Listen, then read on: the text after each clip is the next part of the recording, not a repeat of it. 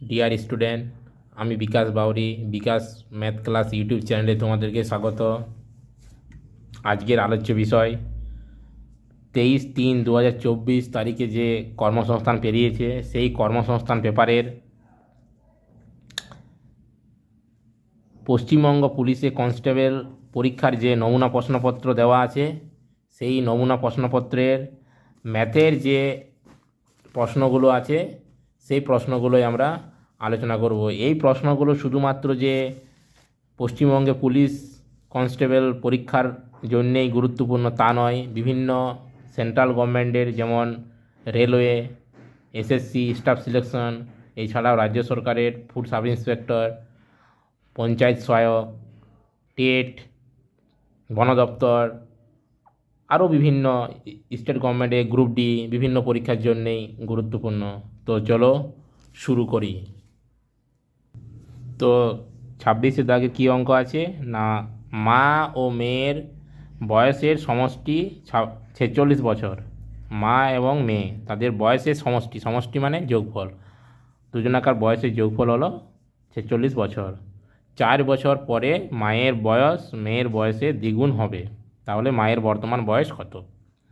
তাহলে কি করব, 4 বছর পরে যে বয়সটা হবে, তাহলে ধরো আমার বয়স ধরো এখন 20, তাহলে আমার 4 বছর পরে কত বয়স হবে?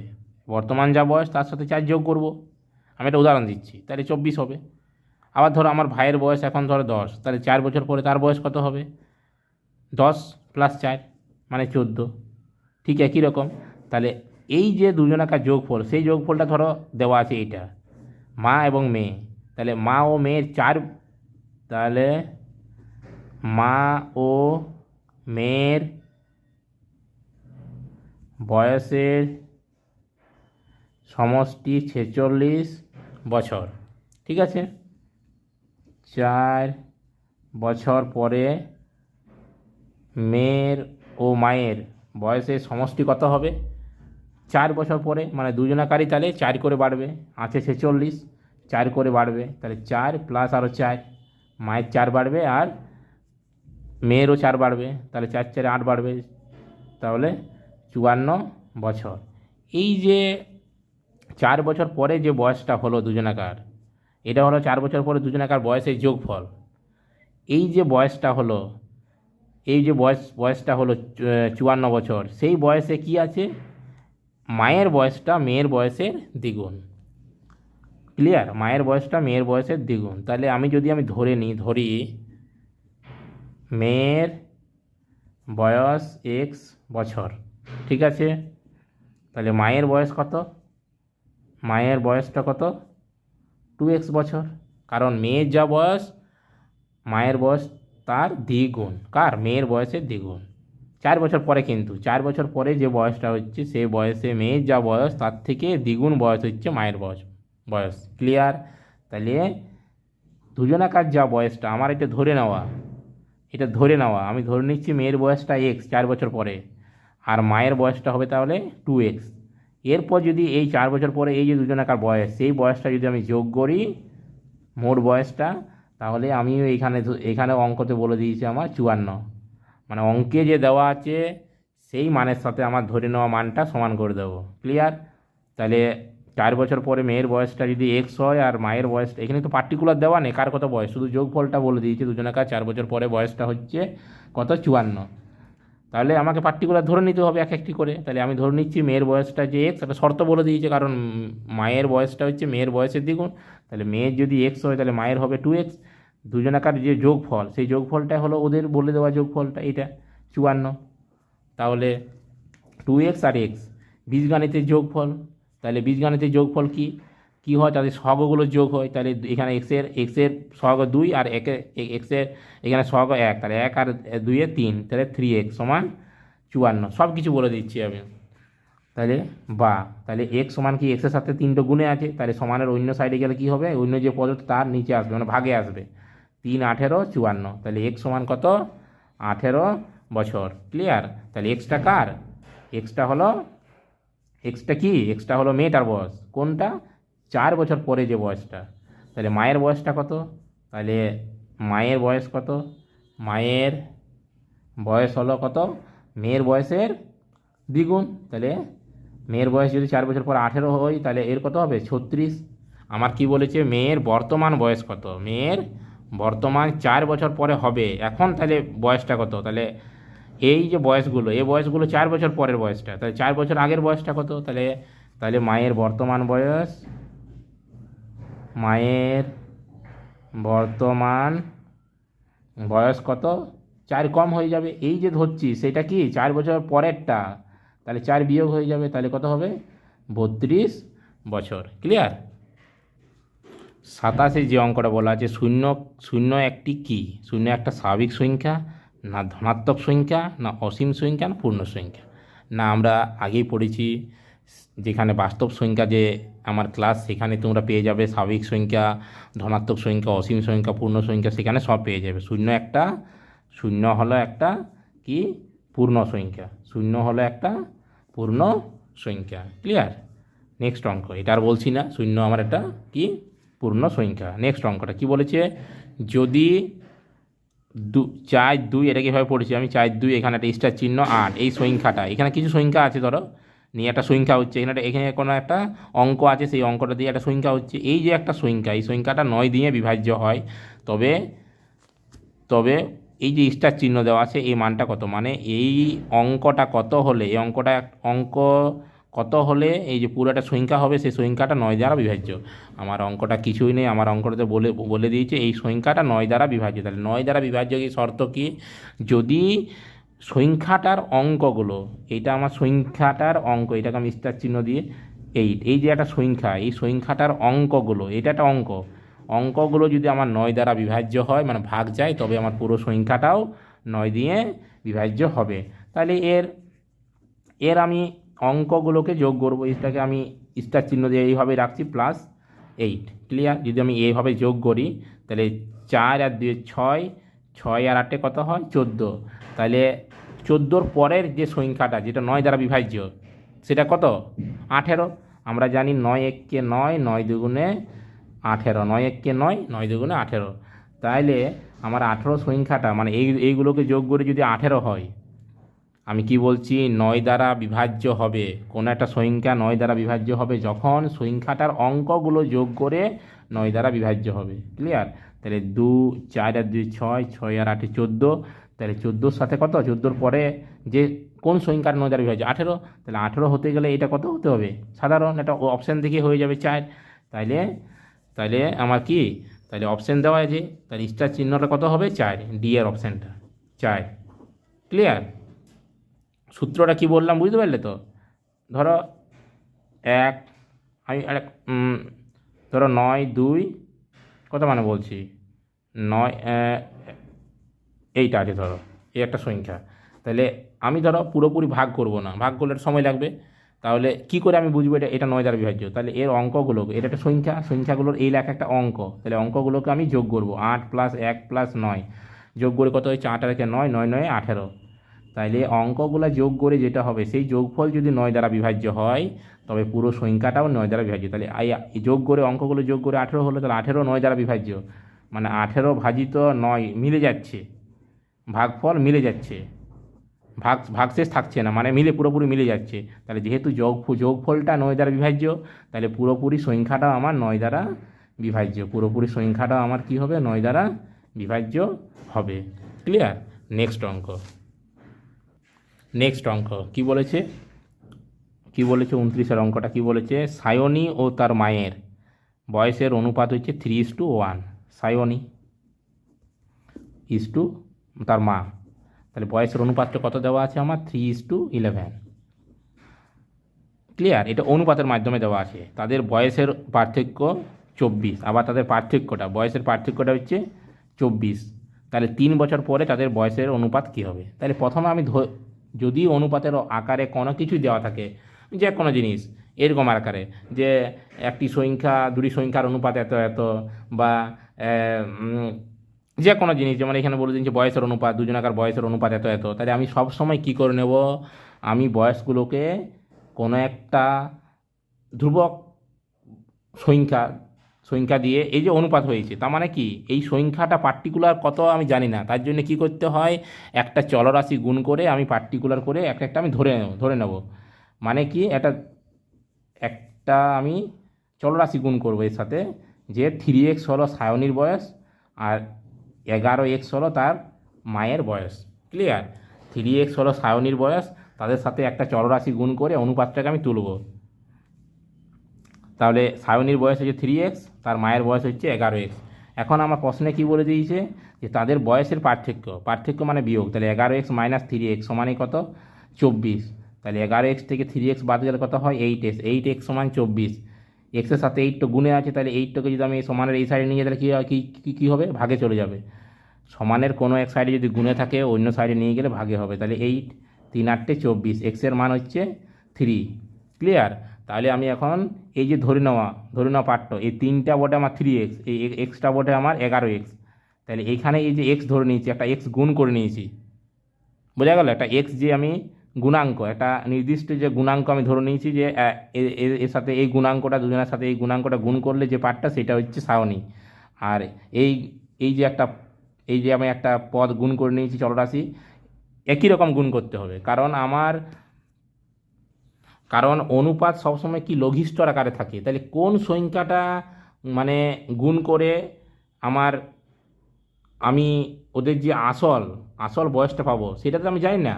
তার জন্যে আমি কি করি না, একটা চলরাশি দুজনের সাথে গুণ করে আমি অনুপাতটাকে তুলে নিই। ক্লিয়ার? অনুপাতটাকে তুলে নিই। এর সাথে এই যে 3:11 একদম ক্লিয়ার করে দিচ্ছি, এটা আমার পার্টিকুলার সায়নীর বয়স আর মায়ের বয়সটা দেওয়া আছে অনুপাতের আকারে। তাহলে পার্টিকুলার সায়নীর বয়সটা কত, মায়ের বয়সটা কত জানি না, তো এর সাথে যদি 1 গুণ হয়ে যায় 3 হবে সায়নীর বয়স। এটা যদি 11, তাহলে 3 আর 11 অনুপাতও 3:11। যদি এটা 6 হয় আর এটা যদি 22 হয়, তাও দেখো কাটাকুটি করে লঘিষ্ঠ আকারে দেখো 3:11, তাও হচ্ছে 3:11। যদি আমি 2 গুণ করি মানে 6 হয়, আর যদি 22 হয়, তাহলে পার্টিকুলার আমি জানি না 3 বটে না 6 বটে। আবার 9 ধরো যদি আমি এর সাথে 3 গুণ করি, তাহলে 3 দীর্ঘা 9 হবে, 3 33 হবে। তাহলে তাহলে এটা 9 না এটা 33, 3 না 11, 6 না 22, আমি পার্টিকুলার কিন্তু জানি না। তার জন্য আমি কী করে নিই, অনুপাতের আকারে থাকলে কি করবে তোমরা সবসময়, একটা চলরাশি গুণ করে নেবে, দুজনের সাথে একটা চলরাশি গুণ করে অনুপাতটাকে তুলে নিলে। তাহলে আমি ধরে নিলাম সায়নীর বয়সটা হচ্ছে 3x আর মায়ের বয়সটা হচ্ছে 11x। তাহলে একটা তুমি ধরে নিলে, তাহলে সেইখান থেকে ওদের প্রশ্নে আবার বলে দিন তাদের বয়সের পার্থক্য 24। তাহলে আমার এই ধরে নেওয়া দুজনের বয়সকেও আমিও পার্থক্য বার করব। ওদের বলে দিয়েছে এটা বয়সের পার্থক্য, আমিও বার করব। তাহলে 11x মাইনাস 3x, সবসময় পার্থক্য বড় থেকে ছোটো করবো, পার্থক্য মানে বিয়োগ। তাহলে 11x মাইনাস 3x সমান 24। তাহলে সেখানে x সমান কত বেরোচ্ছে, 8। তাহলে এই যে আমি ধরে নিচ্ছি এক্সটা, এই এক্সটা কত বটে, 8। তাহলে এখন আমি দুজনাকার বয়সটা যদি ধরি, তাহলে সায়নীর বয়সটা কত হবে, সায়নীর বয়সটা হবে কত, 3x ধরেছি, তাহলে 3 × 8 মানে 3 8 24। আর তার মায়ের বয়সটা কত হবে, তার মায়ের বয়সটা হবে 11x, মানে 11 × 8 মানে 88 বছর। ক্লিয়ার? 88 বছর। এরপরে বলেছে, তাহলে আমি এখন দুজনাকার বয়সটা এই যে অনুপাতের আকারে দিয়েছিল সেটা আমি কিন্তু পেয়ে গেলাম। দেখো তুমি 24:88, সেই কাটাকুটি করলে 8 দিয়ে 3 8 24, 3 11 33, সরি 8 11 88, তাহলে 3:11 পাচ্ছি। এখন যেটা আমি পেয়ে গেলাম দুজনাকার বয়স, সেই বয়সটার সাথে যদি আমি 3 বছর পরে তাদের বয়সের অনুপাত কত হবে, তাহলে তার বয়স, একজনাকার বয়স, তার সায়নীর বয়সটা হচ্ছে কত, 24। তাহলে 3 বছর পরে কত হবে, 27 অনুপাত। তার মায়ের বয়সটা হচ্ছে 88, 3 বছর পরে কত হবে, 8। 88 আর 3 কত হয়, 88 আর 3 হচ্ছে 91। ক্লিয়ার? 88 আর 3 হচ্ছে 8 11 88, 88 88 89 90 91। ক্লিয়ার? তাহলে দুজনাকার বয়সের অনুপাতটা কত, 3 বছর পরে বয়সের অনুপাতটা বলছে কত, সেটাই আমি কিন্তু বার করব। সরি, এটা আমি 3x ছিল, 3 × 3 হবে, 3 ওটা এক্স ধরে নিয়েছিলাম, 3 × 3 মানে 9, আর এটা ছিল 11x মানে 3 গুণ হবে, 3 11 33। তাহলে 9 মানে 12, 3 বছর পরে 12 বয়স, এর বয়সটা 9 সায়নী, তাহলে 12, আর এটা হচ্ছে কত 33। তাহলে 3 বছর পরে কত হবে, 36। তাহলে 12:36 মানে কত, 1:3। ওকে, নেক্সট অঙ্ক কী আছে আমার, না এক ব্যক্তি 10 টাকায় 11টি পেয়ারা কিনে, আবার 11 টাকায় 10টি পেয়ারা কিনে, তাহলে তাদের লাভ বা ক্ষতি শতকরা কত। এটা একটা সূত্র আছে, সূত্রটা আমি লিখিয়ে দিচ্ছি, যে ওয়াই টাকায় এক্সটি পেয়ারা কিনে এক্স টাকায় ওয়াইটি পেয়ারা বিক্রি করলে, ওয়াই টাকায় এক্সটি পেয়ারা কিনে এক্স টাকায় ওয়াইটি পেয়ারা বিক্রি করলে শতকরা লাভ বা ক্ষতি সমান X square minus Y square by Y square into 100। Clear? তাহলে এখানে ওয়াই টাকায়, তাহলে এখানে কি হবে, এটা সূত্র, তাই ওয়াই টাকায় এক্সটি পেয়ারা কিনে এক্স টাকায় ওয়াইটি পেয়ারা বিক্রি করলে এই দুটো সমান হবে, এই যে সংখ্যা দুটো দুটো সমান হবে। দেখো ওইটাই ঘুরিয়ে লিখেছে, 10 টাকায় কেনার সময় সে 10 টাকায় 11টি কিনছে আর বিক্রি করার সময় 11 টাকায় 10টি বিক্রি করছে, বোঝা গেল? তাহলে তার যে সূত্র একই রকম মিলে যাচ্ছে, তার সূত্র X square minus Y square by Y square into 100।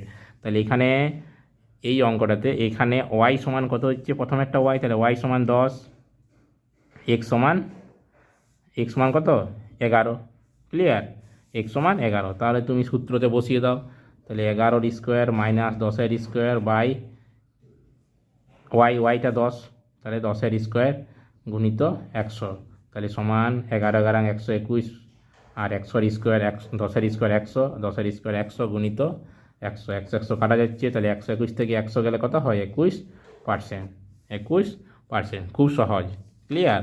তার সাথে আমি আরেকটা এক্সট্রা আমি বলে দিচ্ছি, এটা একটা সূত্র 1 নম্বর, এই অঙ্কটার ক্ষেত্রে যে অঙ্ক দেওয়া আছে তার অনুযায়ী এটার সূত্র, এটা হচ্ছে আমার সূত্র, এ অবধি সূত্র। ক্লিয়ার? নেক্সট, যদি এইভাবে থাকে যে বি টাকায় এটি দ্রব্য কিনে ডি টাকায় সিটি দ্রব্য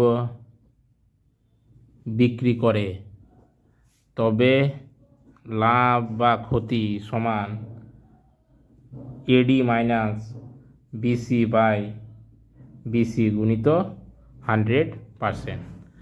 এইখানে আমার কি ছিল অঙ্কটাতে, এইখানে দুটো সংখ্যা একই ছিল। দেখো প্রথমে যে লাইনটা লিখেছে, প্রথমে ওয়াই টাকায় এক্সটি কিনে বিক্রি করার সময় এক্স টাকায় ওয়াইটি বিক্রি করছে, কিন্তু এখানে সম্পূর্ণ আলাদা, বি টাকায় এটি পেয়ারা কিনে আবার ডি টাকায় সিটি পেয়ারা বিক্রি করে। তবে এরকম যদি থাকে, একটা টাকায় কিনছে আলাদা পরিমাণ কিনছে, আবার বিক্রি করার সময় আলাদা টাকায় বিক্রি করছে আলাদা পরিমাণ বিক্রি করছে, আলাদা টাকায় মানে আলাদা টাকা দিয়ে আলাদা পরিমাণ বিক্রি করছে, তাহলে ক্ষেত্রে সূত্রটা কী হবে, AD minus BC by BC.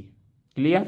Eddy minus AD প্রথমে লিখবে, তারপরে বিসি বাই বিসি, ঠিক যেমন এখানেও ওইটাই X square minus Y square by X by কি ওয়াই স্কোয়ার, এটার যে পার্টটা বিয়োগ হচ্ছে সেটাই নিচে হবে X square minus Y square by Y square, ঠিক একই রকম, ওইটাও একই রকম, AD minus BC by BC into 100%।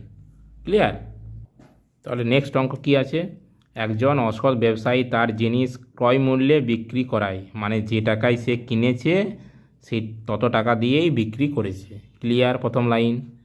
কিন্তু ওজনের সময় 960 গ্রামকে 1 কিলোগ্রাম বলে দাবি করে, মানে যখন সে দেয়, কেউ ধরো জিজ্ঞেস করলো যে আমাকে 1 কিলো আলু দাও, সে 1 কিলোর বদলে তাকে কত দিচ্ছে, 960 গ্রাম। ক্লিয়ার? যত টাকায় কিনেছে তত টাকাতেই বিক্রি করছে। ধরো 1 কেজি তাকে বললো, 1 কেজি যখন কেনার সময় সে এনেছে, ধরো 1 কেজির দাম 100 টাকায়, তাহলে বিক্রি করার সময় সে 100 টাকাতেই বিক্রি করছে, কিন্তু তাকে 1 কেজি দিচ্ছে না, দিচ্ছে কত, 960 গ্রাম। তাহলে তার শতকরা লাভ বা ক্ষতির পরিমাণটা কত? ক্লিয়ার? এটার একদম শর্ট প্রসেস আছে। কি প্রসেস না, কত দাগের অঙ্কটা 31, কি প্রসেস, একদম সহজভাবে তোমরা সূত্রটা মনে রাখবে। সূত্রটা আমার কি, তার আগে আমি সূত্রটা বলে দিই যে এটা একটা অসৎ, এভাবে লিখি, অসৎ ব্যবসায়ী ক্রয় মূল্যেই দ্রব্যটি বিক্রি করলে প্রকৃত পরিমাণের বদলে ভুল পরিমাণ দিয়ে থাকলে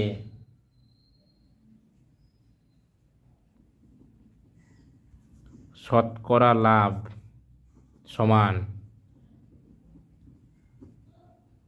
কম পরিমাণ বাই ভুল পরিমাণ গুণিত 100। কি বললাম, কোনো অসৎ ব্যবসায়ী ক্রয় মূল্যে দ্রব্যটি বিক্রি করলে, মানে যে টাকায় কিনেছে সে টাকা যদি বিক্রি করলে প্রকৃত পরিমাণের বদলে ভুল পরিমাণ দিয়ে থাকলে, বিক্রি করছে কিন্তু প্রকৃত পরিমাণের বদলে সে ভুল পরিমাণ দিচ্ছে, তাহলে তার শতকরা লাভ কত হবে? তাহলে কি করব, কি সূত্র? কম পরিমাণ বাই ভুল পরিমাণ। কম পরিমাণ মানে কি, তাকে 1 কেজি দিতে বলেছি, তাহলে 1 কেজির জায়গায় সে কত দিচ্ছে? 960 গ্রাম। ক্লিয়ার? তাহলে 1 কেজিটাকে আমি গ্রামে করে নেব, তাহলে 1 কেজি মানে 1000 গ্রাম দিচ্ছে। কত? 1 কেজি মানে 1000 গ্রাম। আমি এখন এটাকে 1000 গ্রাম বলছি, তাহলে 1000 গ্রামের বদলে সে দিচ্ছে 960 গ্রাম। তাহলে কম দিচ্ছে কত? কমটা কত? 1000 মাইনাস 960 মানে কত? 40 গ্রাম। 40 গ্রাম কম দিচ্ছে। ক্লিয়ার? তাহলে আমি এখানে সূত্রটা বসাও। তাহলে কম পরিমাণে যে কত লিখবো? 40। ভুল পরিমাণের যে কত? ভুল পরিমাণটা কত? 960 গ্রাম। 1 কেজির বদলে সে ভুল করে হোক আর যেই করে হোক, অসৎ উপায়ে হোক, সে 960 গ্রাম দিচ্ছে। তাহলে এটা ভুলটা কত কম ভুল দিচ্ছে? কমটা কত দিচ্ছে? কত কম ভুল করে কত কম দিচ্ছে? 60 গ্রাম দিচ্ছে। 60 গ্রাম কিন্তু কত কম? আমার যেটা দেওয়ার কথা, আমার ঠিক যেটা কত 1000 গ্রাম, তার জায়গায় কত কম দিচ্ছে? 40 গ্রাম। সেটা ভুল পরিমাণ মানে কত ভুল সেটা উপরে লিখবো, কম যেটা সেটা উপরে লিখবো, ভুল যেটা সেটা নিচে লিখবো, গুণিত 100। ক্লিয়ার? গুণিত 100। তাহলে এটা কাটাকুটি করলে উত্তর 0 0 কাটা গেল, 4 দিয়ে কাটলে কত হবে? 4 দুগুণে 8, 1 16, 4 4 24। তাহলে এটা 24 হচ্ছে। আরও কাটবো আমি, 4 ছক 24, 4 দিয়ে 4 25 100। তাহলে কত হচ্ছে? 25/6। 25 কত? 6। তাহলে সমান কত হবে? যদি এটাকে আমি পূর্ণ ভগ্নাংশে মিশ্র ভগ্নাংশে প্রকাশ করি, তাহলে 4 ছক 24, 1 6%। 4 পূর্ণ 1 6%। ক্লিয়ার? সূত্র এটাই। সূত্র কিন্তু মনে রাখতে হবে যে ক্রয় মূল্যে দ্রব্যটি বিক্রি করলে, যত টাকায় কিনেছে তত টাকাতে সে যদি বিক্রি করে, কিন্তু পরিমাণ দেওয়ার সময় ভুল পরিমাণ যদি দেয়, তাহলে তার শতকরা লাভ কত হবে? কি সূত্র? কম পরিমাণ বাই ভুল পরিমাণ গুণিত 100। কম পরিমাণ মানে কত কম, আমি যত চেয়েছি তার থেকে কত কম দিচ্ছে সেটা উপরে লিখব, কত ভুলটা দিচ্ছে সেটা নিচে, গুণিত 100। ক্লিয়ার? তাহলে কাটাকুটি প্রশ্ন করলে যা উত্তর হবে সেটাই হচ্ছে উত্তর। নেক্সট অঙ্কটা তুমি কি করবে না, কি বলেছে? এক স্বর্ণকারের কাছে 2 রকমের সোনা আছে, একটা হচ্ছে 12 ক্যারেট, এটা হচ্ছে 16 ক্যারেট। কি অনুপাতে 2 রকমের সোনাকে মিশ্রিত করলে তিনি 15 ক্যারেটের সোনা পাবেন? খুব সহজ অঙ্ক, খুব শর্ট প্রসেস। এই অঙ্কটা যে কোনো পরীক্ষাতে প্রায়ই এসে থাকে, দেখবে তোমরা প্রশ্নপত্র। কি করবে? 2 ধরনের ক্যারেটকে বলছে মেশাতে হবে, অনুপাতের আকার প্রকাশ করতে হবে। এরকম ধরনের যদি কোনো কিছু অঙ্ক পাও, তাহলে তুমি কি করবে? এই যে 12 ক্যারেট আর 16 ক্যারেট এটাকে মেশাবো। তাহলে একদিকে লিখবো 12 ক্যারেট, একদিকে লিখবো আমি 16 ক্যারেট। মিশিয়ে যেটা পাবো সেটা 15 ক্যারেটের হবে যেহেতু, তাহলে সেটাকে আমি মিডিলে লিখবো, মাঝে এরকম জায়গায়। এরপর আমি কি করে দেবো? একবার এই দুটো বিয়োগ করব, একবার এই দুটোর বিয়োগ করব। ক্লিয়ার? সবসময় বিয়োগ বড় থেকে ছোট। তাহলে এই দুটোর বিয়োগ করলে 16 থেকে 15 গেলে 1 হয়, আর 15 থেকে 12 গেলে 3 হয়। বড় থেকে ছোটো, মানে একবার এভাবে বিয়োগ, একবার এভাবে বিয়োগ। এই দুটোর বিয়োগ করে এটা সবসময় বড় থেকে ছোটোটা, তাই 16 থেকে 15 বিয়োগ করে 1 হয়, একবার এটা বিয়োগ 15 আর 12 বিয়োগ, তাহলে 15 থেকে 12 গেলে 3 হয়। এই যে দুটো সংখ্যা পেলো, তাদের মাঝে আমি অনুপাত দিলেই, যে অনুপাতে তাদেরকে মিশ্রিত করলে 15 ক্যারেট পাবো, সেটাই হচ্ছে উত্তর। যে দুটো সংখ্যা আমি পেলাম তাদের মাঝে আমি অনুপাত দিয়ে দেবো, সেটাই হচ্ছে অনুপাতটার, সেই যে অনুপাত বার করতে বলছে সেটাই হলো এই অনুপাত, 1:3। ক্লিয়ার? একদম খুব 2 সেকেন্ডের অঙ্ক, দু সাইডে দুটোকে লিখলাম, যেহেতু এই দুটোকে মিক্স করে 15 তাই এদেরকে মাঝে লিখলাম। এবারে একবার এ আড়াআড়ি বিয়োগ, এবার এ আড়াআড়ি বিয়োগ, যে দুটো সংখ্যা পাবো তাদের মাঝে অনুপাত চিহ্ন দিয়ে দেবো। সেটাই হলো যে অনুপাত বার করতে বলেছে, যে কোন অনুপাতে মিশ্রিত করলে 15 ক্যারেট সোনা পাবো, কোন অনুপাতে 1:3 অনুপাতে মিশ্রিত করলে 15 ক্যারেট সোনা পাবো। তাহলে নেক্সট অঙ্ক কী আছে, 40 লিটার দুধ ও জলের মিশ্রণে 10% জল আছে। মোট মিশ্রণটা হচ্ছে 40 লিটারের, তাতে দুধ আর জল আছে। এরপর জলের যে পরিমাণটা সেটা কিন্তু লিটারে বলেনি, পার্সেন্টেজের আকারে বলেছে 10%। ক্লিয়ার? কত লিটার জল মিশ্রণ করলে নতুন মিশ্রণে জলের পরিমাণটা হবে 20%। তাহলে কিছুই নেই, প্রথমে আমি দেখে নেব 40 লিটারের আমার মিশ্রণ, 40 লিটারের আমার কী হচ্ছে মিশ্রণ। সেই মিশ্রণে আমার কি আছে, দু রকমের জিনিস আছে, একটা হচ্ছে দুধ আর একটা হচ্ছে জল। জলের পরিমাণটা হচ্ছে 10%, তাহলে মোট মিশ্রণের 10%, তাহলে মোট মিশ্রণের 10%, তাহলে মোট মিশ্রণের 10% মানে কত, 10 40, তাহলে 40-এরই 10%, তাহলে 10% মানে কি 40 এর মানে গুণ, আর 10% পার্সেন্টেজ তুলে নিচে 100 হয়ে যায়, তাহলে 10/100, 0 0 0 0 কাটা যাবে, আর 0 0 কাটা যাবে, তাহলে 4 লিটার। এখন আমি পেয়ে গেলাম যে যেটা পার্সেন্টেজের আকারে বলেছিল সেটা আমি এখন লিটারের আকারে পেয়ে গেলাম। তাহলে পার্টিকুলার আমি বুঝে গেলাম যে জল কত আছে 40 লিটারের মধ্যে, তাহলে দুধ আছে কত, তাহলে জল আছে তোমার 4 লিটার, তাহলে বাকিটা দুধ, তাহলে বাকিটা দুধ মানে কত, 40 - 4 মানে কত, 36 লিটার হচ্ছে দুধ। ক্লিয়ার? এখন তাহলে এই যে 40 লিটারের মধ্যে আমি কিন্তু পার্টিকুলার পেয়ে গেলাম 36 লিটার কিবোর্ডে আমার দুধ, আর 10 লিটার কিবোর্ডে জল, সরি 4 লিটার 10% মানে 4 লিটার হচ্ছে জল। এরপর বলছে এই মিশ্রণটাতে আমি কী ঢালছি, জল ঢালছি। ক্লিয়ার? জল ঢালছি, তাহলে মিশ্রণের পরিমাণটা তো বাড়বে। তাহলে যে জল ঢালছি, জল ঢালার পরে যে জলের পরিমাণটা হবে সেটা হচ্ছে 20%, সেইটা পরিমাণটা হলো 20%। তাহলে আমি কত জল ঢালছি সেটা কিন্তু বলেনি, তাহলে ধরি x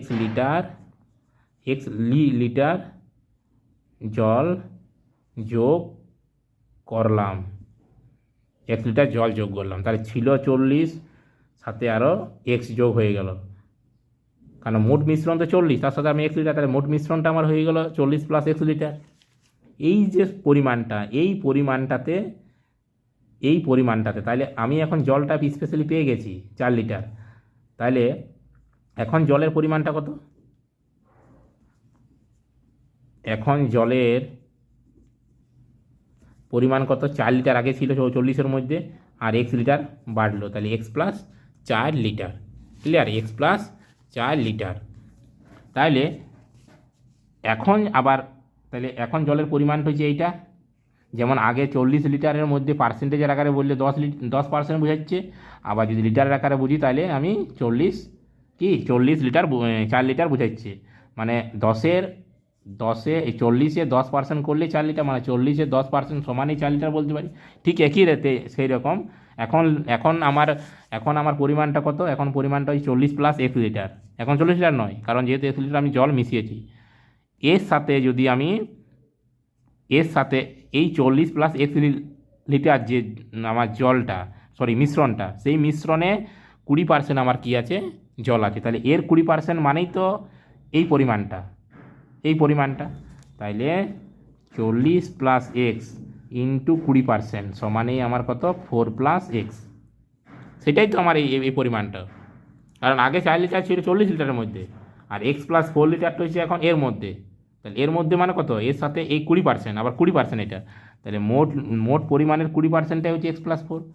তাহলে 40 + x গুণিত 20/100 সমানে 4 + x, 5-20 পার্সেন্টেজ তুলে দিলে নিচে 100 হয়, তাহলে 5-20 100। তাহলে উপরে আমি কি করব না, 40 + x বাই 5 সমান 4 + x। ক্লিয়ার? তাহলে নিচে কিছু নয়, মানে একটু ভগ্নাংশের আকারে লিখে দিলাম 1, তাহলে আড়াআড়ি গুণ, এর সাথে এর গুণ, এর সাথে এর গুণ, তাহলে এর সাথে এর গুণ করি, 4-5 20, আর 5-এর সাথে x গুণ হলে 5x। ঠিক একই রকম এর সাথে গুণ করি, 40 একে 40 আর x একে x। আমরা সমাধান করার নিয়ম জানি, চলরাশিগুলোকে একদিকে, সংখ্যাগুলোকে একদিকে, তাহলে বা এধারে 5x আছে, এক্সটাকে এই ধারা নিয়ে আসবো, তাহলে সমানের অন্য সাইডে যদি থাকে কোনো এক সাইডে যোগে থাকে, অন্য সাইডে এলে বিয়োগে হবে, তাহলে -x। আবার কোনো সংখ্যা চিহ্ন বলতে তার আগে চিহ্নটা বোঝায়, তাহলে এখানে এক্সের চিহ্ন প্লাস, তাহলে এদিকে এলে সমানের এদিকে মাইনাস হলো। এদিকে আবার 40 আছে, 20টাকে দিকে তাহলে -20, তাহলে 20x থেকে এক্স বাদ গেলে 4x সমান 20, 40 থেকে 20 গেলে 20 হয়, তাহলে এক্সের সাথে 4টা গুণে আছে, তাহলে এক্স সমান, তাহলে এই সাইডে কী হবে, ভাগে চলে যাবে, 4 5-এ কী হবে আমার 20, তাহলে এক্স সমান 5 লিটার। তাহলে আমি মিশ্রণে কত লিটার জল মেশাবো, 5 লিটার। একটু অঙ্কটা বড়, কিন্তু তোমাদের সুবিধার জন্য আমি কিন্তু একটু বুঝিয়ে বড় করে করলাম। ক্লিয়ার? তাহলে কত আমার জল মেশাতে হবে, আমার কি 5 লিটার। নেক্সট অঙ্ক আমার 34-এর দাগে কী আছে, 3.96 ইন্টু 3.96 মাইনাস 2.04 ইন্টু 2.04 বাই 1.92। তাহলে দেখো তোমরা, এটা একটা সূত্রের আকারে আছে। আমি যদি দেখো এই দুটো পার্ট একই, মাইনাস আছে, এই দুটো পার্ট একই, তাহলে আমি দুটো একই সংখ্যা যদি গুণে থাকে, তাহলে আমি তার কী করতে পারি, স্কোয়ার করতে পারি। মানে কি 2 গুণিত 2, একে ছোটো করে আমি কী লিখতে পারি, 2-এর স্কোয়ার। ক্লিয়ার? যতগুলো থাকবে সংখ্যা, যদি একই রকম সংখ্যা থাকে, তাহলে কী হয়, আমার ঘাতগুলো যোগ হয়ে যায়। ধরো 10টা 3 আছে গুণে, তাহলে কী লিখবো, একটা 3 লিখে মাথায় 10 লিখে দেবো। কী বললাম, 10টা 3, 10 ইন্টু 3 না, 10টা 3 গুণে আছে, তাহলে সবার মাথায় পাওয়ার 1 করে আছে। তাহলে ঘাতগুলো কি, একটা 3 লিখে যদি গুণের বেস যদি একই হয়, তাহলে ঘাতগুলো আমার কী হয়ে যায়, আমি এখানে লিখি ভালো করে। ধরো 3 গুণিত 3 গুণিত 3 গুণিত 3 গুণিত 3, ধরো এত করে 1 2 3 4 5, তাহলে মাথায় তাদের ঘাত কিছু নাই, মানে 1 আছে সূচকের নিয়ম অনুযায়ী। তাইলে এটাকে বেস বলা হয়, এটা ঘাত বলা হয়। তাহলে বেস যদি একই হয়, গুণের ক্ষেত্রে ঘাতগুলো যোগ, তাহলে একটা বেস লিখে, মানে একটা 3 লিখে এইগুলাকে যোগ করে দেবো, 1 2 3 4 5। তাহলে একই রকম জিনিস যতগুলো গুণে থাকবে, ওই জিনিসটা লিখে, মানে ওই সংখ্যাটা লিখে যতগুলো থাকবে সেটা তার মাথায় হয়ে যাবে। ঠিক সেই রকম এখানেও একই রকম, আমার কি এই দুটো একই যেহেতু, তাইলে এটাকে একটা লিখে তার স্কোয়ার করে দিলাম, মানে দুটোর গুণফল, মাইনাস এটাকে একই রকম 2.24 তার স্কোয়ার বাই 1.92। তাহলে দেখো এবার এটা উপরটা সূত্র চলে এলো একটা। এই যদি এই ভিতরটাকে আমি এ ভাবি, 3.96টাকে আমি যদি এ ভাবি, তাহলে এ এর স্কোয়ার মাইনাস বি এর স্কোয়ার, তাহলে এ স্কোয়ার মাইনাস যে বি স্কোয়ারের সূত্র, আমার এ স্কোয়ার মাইনাস যে বি স্কোয়ারের সূত্র, কী সূত্র আমার, এ প্লাস বি ইন্টু এ মাইনাস বি, দুটো বন্ধনীর মাঝে কিছু না, মানে গুণ, এই জন্য আমি ইন্টু বলছি, এ প্লাস বি ইন্টু এ মাইনাস বি। তাহলে এটাও একই রকম, আমার এই ভিতরটা যদি এ হয়, এই ভিতরটা বি হয়, তাহলে এ এর স্কোয়ার মানে এ প্লাস বি ইন্টু এ মাইনাস বি, সূত্রের আকারে এই যে এ প্লাস বি ইন্টু এ মাইনাস বি, আর নিচে যেমন আছে সেই রকম।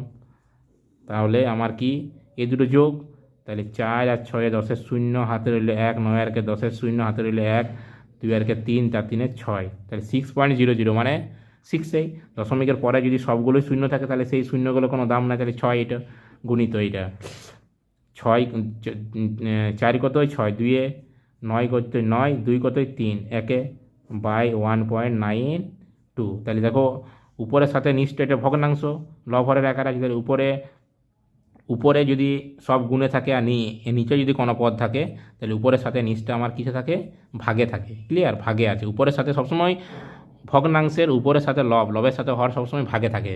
তাইলে আবার উপরে পদগুলো যদি গুণে থাকে, নিচের কোনো পদগুলো যদি গুণে থাকে বা না থাকে, তাহলে উপরে পদের সাথে যে কোনো পদ আমি কাটাকুটি করতে পারি। তাহলে এই দুটো আমি কাটাকুটি করতে পারি, তাহলে কত অ্যান্সার হচ্ছে 6। ক্লিয়ার? নেক্সট অঙ্ক আমার কি আছে, যদি 18 জন শ্রমিক 10 দিনে 900টি বই বাঁধাই বাঁধতে পারে, তবে 12 দিনে 660টি বই বাঁধতে কতজন শ্রমিকের প্রয়োজন হবে। এটা একটা শর্ট প্রসেস আছে, আগে শর্ট প্রসেসটা আমি বলে দিই, খুব সহজ অঙ্ক। আমার M1 D1 W2 সমান M2 D2 W1। এখানে কি, তার আগে আমি প্রথমে বলি, এটা আমার সূত্র, সময় কার্যের যে অঙ্ক তার এটা সূত্র। M1 মানে হচ্ছে প্রথম লাইনে প্রাথমিক যে লাইনটা থাকে, প্রাথমিক যে বিষয়টা, এটা হচ্ছে লোক সংখ্যা বোঝাবে। D1 এটা দিন সংখ্যা বোঝাবে। আর W1 এটা হচ্ছে কাজের পরিমাণটা। কাজের পরিমাণটা বোঝাবে। ক্লিয়ার? ঠিক একই রকম M2ও লোক বোঝাবে, লোক সংখ্যা বোঝাবে। D2ও দিন সংখ্যা, D2 দিন সংখ্যা বোঝাবে। আর W2ও কি কাজের পরিমাণ বোঝাবে। তাহলে আমার M1 কোনটা? প্রথম লাইনে যেটা থাকে, প্রথমে একটা কোনো শর্ত বলে দেবে, সেইটা হচ্ছে তার প্রতিটা হচ্ছে পদ ওয়ানের পদগুলো, মানে M1, D1, W1 এই পদগুলো। মানে এখানে যেমন 18 জন শ্রমিক, তাহলে এখানে লোক সংখ্যা বোঝাচ্ছে, তাহলে এটি হচ্ছে M1। 10 দিনে মানে এটা D1। 900টি বই, এটা কাজ একটা, তাহলে এই যে W1। ক্লিয়ার? পরের লাইনে জেলা থাকবে সেটা 2 দিয়ে, মানে এই যে তবে 12 দিনে, এই যে বলেছি 12 দিনে ডি, এটা ডি, তাহলে ডি এর কোনটা? টুটা D2টা 660টি বই বানতে, এই যে W2টা কাজের পরিমাণটা বোঝাচ্ছে, কাজের কতজন শ্রমিকের প্রয়োজন, মানে M2টা বার করতে বলছে। তাহলে আমার সূত্রটা কি? M1 D1 W2, M1 D1 W1 নয়, M1 সূত্রের ক্ষেত্রে সূত্রটা হচ্ছে এটা, M1 D1 W2 সমান M2 D2 W1। তাহলে এখানে বসিয়ে দাও। তাহলে প্রথম লাইনে M1 কি, এটা জাস্ট মনে রাখার জন্য সূত্র আমার এইটা। ক্লিয়ার? M1 কি, কোনটা কি সেটা বোঝার জন্য এটা। M1 কি তাহলে আমার 18, D1 কি 10, আর W1 কি 900। ক্লিয়ার? 900। M2 কি বার করতে বলেছে, D2 কি 12, আর W2 কি আমার 660। তাহলে এবার তোমরা সূত্রতে বসিয়ে দাও। কি সূত্র? M1 D1 W2 সমান M2 D2 W1। তাহলে বা দাও, যেহেতু মাঝে সমান আছে, তাই এরা সব গুণে আছে। সব কিসে আছে? এরা এই সাইডও সব গুণে, এই সাইডও সব গুণে। তাহলে M1 মানে 18 গুণিত D1 মানে 10 গুণিত W2 মানে কত? 660 সমান দিলাম M2 কি বার করতে হবে, গুণিত D2 কত? D2 হচ্ছে 12 গুণিত W1 কত? 900। ক্লিয়ার? তাহলে আমাকে কী বার করতে হবে? M2 বার করতে হবে। তাহলে M2 সমান, ধরো এই পুরো পার্টটা এই সাইডে আছে, আর এই সাইডে আছে, তাহলে কি হবে? W2 M2 সমান কি হবে? তোমাকে আমি আরেকটা বলে দিই, তাহলে তোমার আরও সুবিধা। দিলাম সমানের এই পুরো পার্টটাকে এই সাইডে আনছি, আর এই পুরো পার্টটাকে এই সাইডে নিয়ে যাচ্ছি। তাহলে কোনো সমানে যদি পুরো ডান পক্ষকে বাম পক্ষে লিখে, পুরো বাম পক্ষ ডান পক্ষ লিখি, তাহলে মানের কোনো পরিবর্তন, চিহ্নের কোনো পরিবর্তন হয় না, এবং মানেরও কোনো পরিবর্তন হয় না। তাহলে M2 × 12 × 900 সমানে 18 গুণিত 10 গুণিত 660।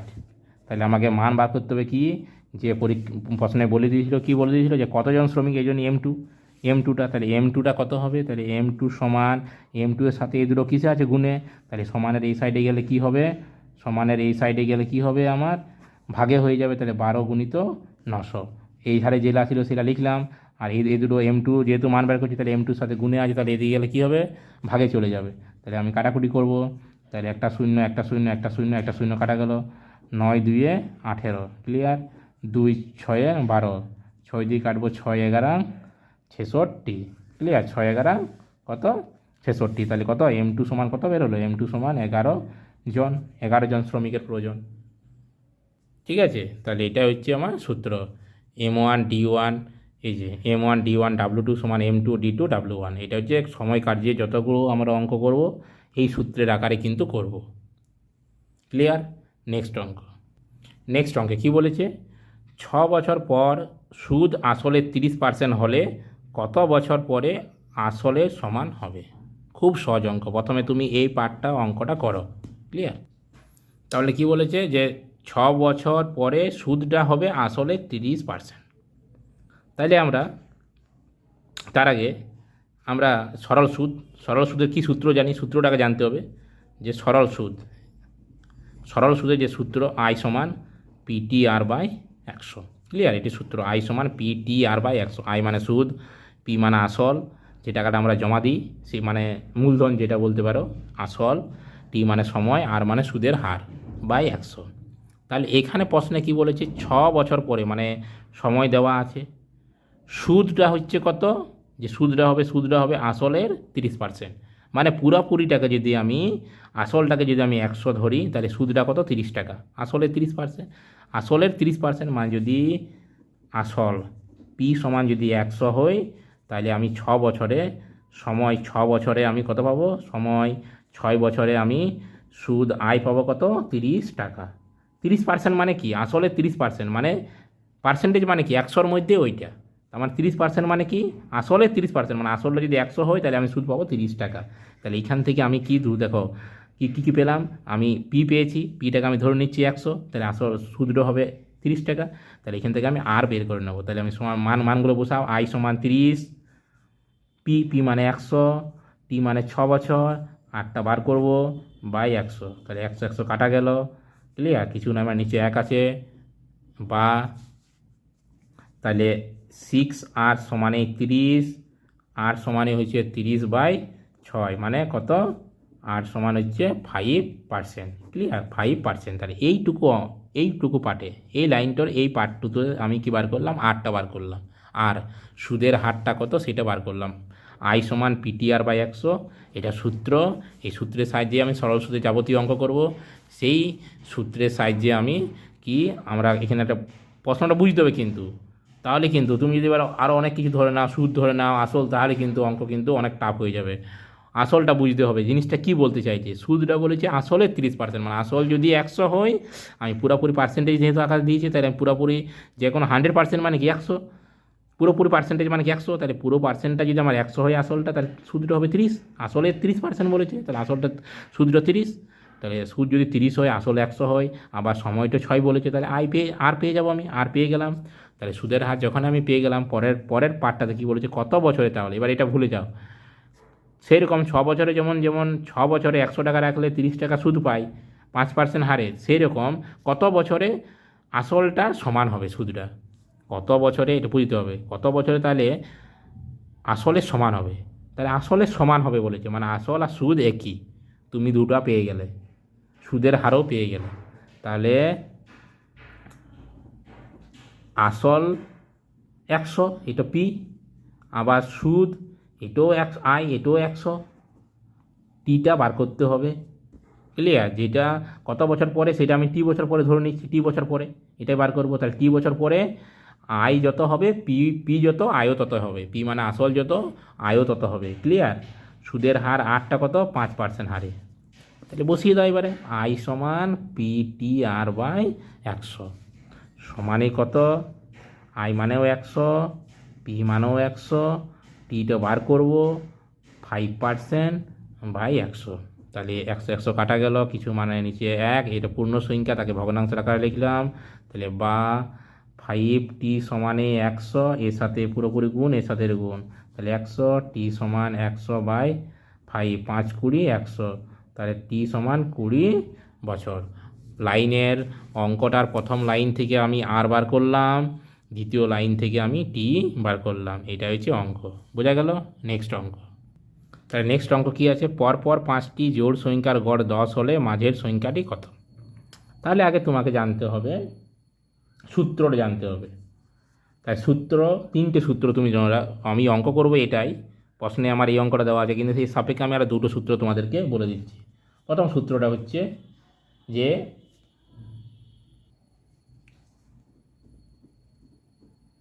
পরপর, 1 নম্বর সূত্র, পরপর n সংখ্যক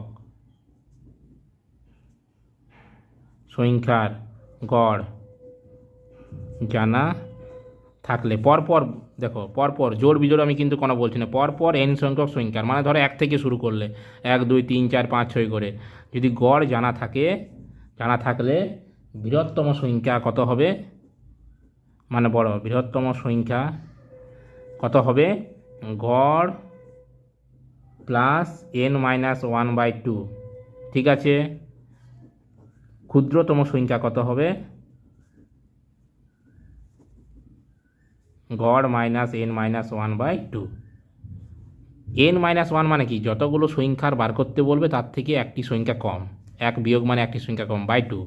আর ক্ষুদ্রতম সংখ্যাটা হচ্ছে বিয়োগ, গড় প্লাস n-1/2 আর গড় মাইনাস n-1/2। এই দুটো, এইটা একটা সূত্র, এইটা সূত্রের মধ্যে দুটো আছে, একটা বৃহত্তম সংখ্যা, একটা ক্ষুদ্রতম সংখ্যা। তাহলে ধরো বলেছে তোমাদেরকে প্রথমে এটা সাপেক্ষে আমি একটা উদাহরণ দিয়ে দিচ্ছি। ধরো প্রথম 10টি সংখ্যার গড়, ধরো কোনো কিছু দেওয়া আছে, আমি বলছি কথাটা, ধরো পরপর 10টি সংখ্যার গড় 10টি সংখ্যার গড় দেওয়া আছে 20, তার মানে আমি ধরে নিলাম পরপর 10টি সংখ্যার গড় হচ্ছে, এটা হচ্ছে 10টি মানে n মানে 10, আর এটা হচ্ছে গড়। 10টি সংখ্যার গড় দেওয়া আছে ধরো 20, তাহলে বৃহত্তম সংখ্যাটা কি, তাহলে গড়, সূত্র কি গড় প্লাস, তার মানে গড় হচ্ছে 20 প্লাস n-1, n মানে কত 10, 10 মাইনাস 1/2 মানে 20 প্লাস 10 মাইনাস 1 মানে 9/2, তাহলে 20 প্লাস 9/2 মানে কি 4.5, তারপরে তাহলে 4.5 আর তাহলে 24.5, সেই রকম।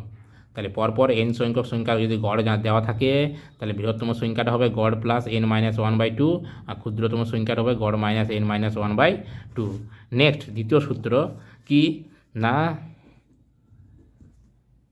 পরপর জোড় বা বিজোড়, জোড়ও হতে পারে বা বিজোড়ও হতে পারে, জোড় বিজোড় একসঙ্গে না, হয় জোড় বা বিজোড়, পরপর জোড় বা বিজোড় সংখ্যার গড় জানা থাকলে